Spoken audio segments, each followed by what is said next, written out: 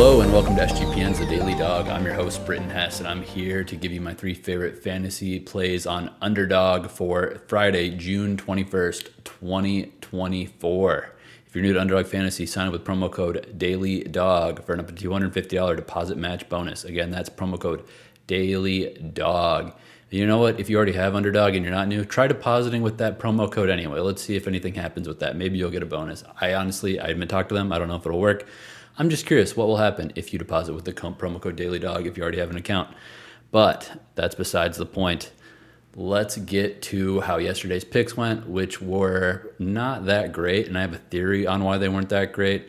I mean, one, Seth Lugo was in a tough matchup versus our guy JJ Bleday, and he walked him twice in 3 at-bats, which is kind of crazy that he's literally respecting a hitter from the Athletics that much, but I guess it means our handicap was right, that he is a threat to Lugo in that situation, and Lugo didn't really pitch to him that much in that game, but it's a loss. He didn't get over a total base. He didn't get it done versus the bullpen either, so loser JJ Bleday, loser Jose Ramirez, who got walked, he got struck out, and he flied out against Luis Castillo, and he's the home team, so he didn't get a chance to go over his total bases at the bottom of the 9th because the Guardians were winning, so that is quite unfortunate. Last one, Matt Carpenter. I talked about how his only job is to get knocks. He went 0 for 2 in the game at Rickwood Field, and I was also saying that Keaton Winn kind of stinks. I don't know if he'll be in the game that long, but I think that he has to be in the game for at least 4 or 5 innings because the pen of the Giants has been taxed. Winn was so bad they got him out of there quick. He didn't go longer than 4. And then once he came out, Matt Carpenter came out. So that kind of stinks. But at the beginning of the show, I alluded to why I think my plays are bad. Well, I was scrolling through Twitter, and there was a thread that said, masculine men speak slowly and deliberately. And I don't want to be a beta that talks quick and tries to get all the information out as fast as possible. I mean, my prerogative on the show is to have a 10-minute-ish podcast with 3 picks that are well-researched, with a slip that's well constructed for good viewing and sweating throughout the day. But I try to go quick because I know that you guys are busy. You're on your way to work. Not everyone has a 2-hour commute. You're walking the dog. You're doing the dishes. Whatever you're doing in the morning when you're listening to the show, I try to go quick because it saves you from having to hit the 2X button to listen to me quickly. But I need to be a Sigma male according to this random Twitter profile that was being promoted to me for some reason. So talk slowly, shoulders back, speak deliberately. All right, let's see how long this lasts as I get into my plays for the day. The first one is NHL. We're going back to Sergey Bobrovsky to allow higher than half a goal in the first period at the Edmonton Oilers.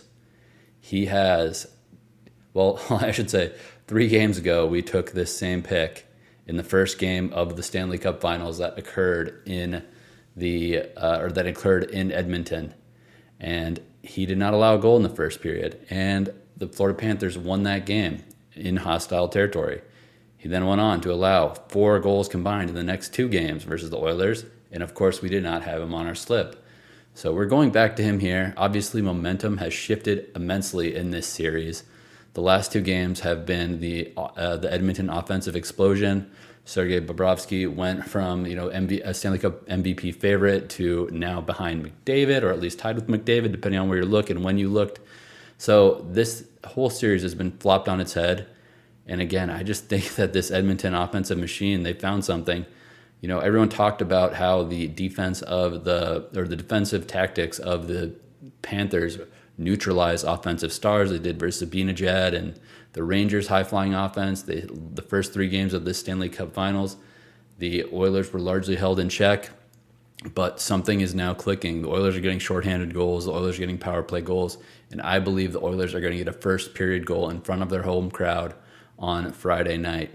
So Sergey Bobrovsky, higher than half a goal allowed in the first period, is the first pick on our slip, and that's a 0.9x multiplier. How am I doing as far as talking slowly and deliberately and shoulders back and eye contact with the camera? So I look into your soul and you know that I really mean it when I give you these plays. By the way, I think doing comedy alone is kind of not my strong suit, but you know what? The show's still newish. I can try new things. This is only episode number 15. And as I look at my next pick, I should say thanks again to the hundreds of people who are downloading and listening every day. And hopefully this cringy masculine delivery does not turn off the viewers. So my next play is going to be Patrick Sandoval of the LA Angels to allow higher than 5.5 hits on Friday night at Dodger Stadium versus the Dodgers. This guy is somebody that the Angels try to stretch as much as possible, even when he's in trouble. He's a guy that is a left-handed pitcher, and the Angels are basically, I mean, you can look at a few different metrics where this isn't true, but essentially the Dodgers are far and away the best team in MLB versus lefties. I think they're number 2 in average, number 1 in on base, number 1 in slugging, number 26 in K percentage, so they get struck out the 4th least amount of times versus lefties in all of MLB. They've got the lowest ground ball percentage versus lefties in the league, and the second lowest infield fly ball rate against lefties, plus the number 11 BABIP for batting average of balls in play.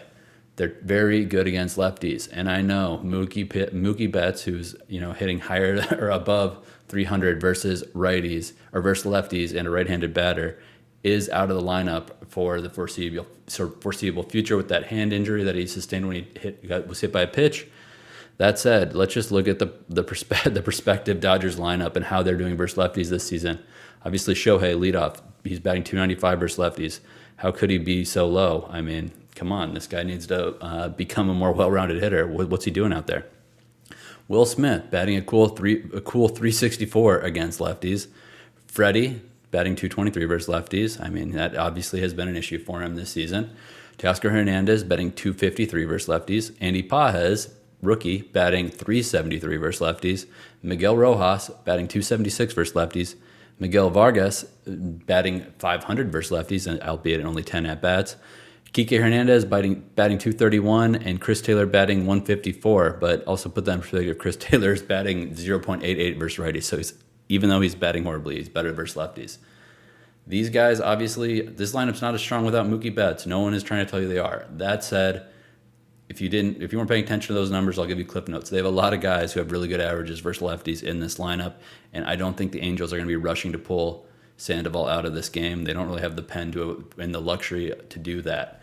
So Sandoval's last 5 starts at the Giants, 5 innings played, 8 hits allowed.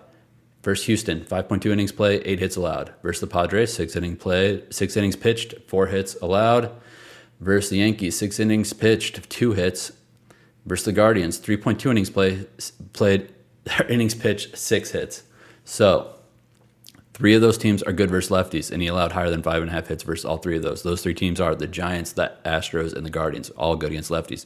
2 of those teams are not good versus lefties, and in the case of the Padres, they're just downright bad versus lefties, and he kept it under this number. I obviously am going to put the Dodgers in the category of good versus lefty because they're the best in the league versus lefties, in my opinion.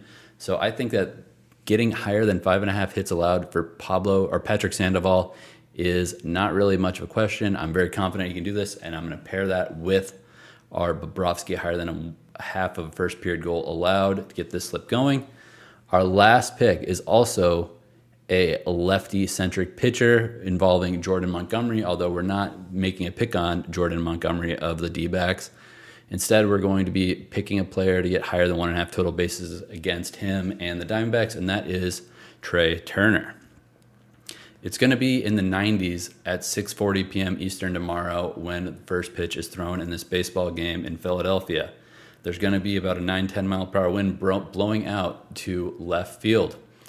Trea Turner has been back for 2 games, and in those 2 games, he has a total of 3 singles. Those are his only hits. So he's got 3 hits in 2 games, and they've all been singles. We obviously know Trea Turner is one of the fastest base runners in the league. He's been doing it for about a decade now, and he's back off of his injury. Jordan Montgomery is not doing very well against good teams, and obviously the Phillies are a very good team against lefties. Montgomery did have a good start last time out against the White Sox, but obviously this Phillies team is a much different animal. By the way, I'm still trying to talk slowly, although we're almost at the 10-minute mark, so I got to wrap this up just because I know that you value a short podcast. It should still be, yeah, like I said, it should be 90 degrees or higher when the first pitch is thrown. And I really think that Trea Turner can get this done in his first at bat or two with a double, two singles or a double or a triple or a home run. Though, as I said, the weather is going to be very advantageous for hitters in this game on Friday night in Philadelphia. Beyond that play, which is, a 0.9x multiplier, there's other opportunities with Nick Castellanos. There's one with Whit Merrifield, which is 1.1x multiplier over 1.5 total bases. And also Schwarber home run obviously is always viable, especially when weather is good for hitting like it will be Friday night. But I feel most comfortable with Trea Turner because he is, like I said, he's just back off this injury. He's hitting the ball well in his return. And a guy like Jordan Montgomery gives up a lot of contact. And I said the wind is out. The wind is out to left field. Most of Trea's doubles, both of his home runs on the year have been out to left field, so he already likes to spray that way.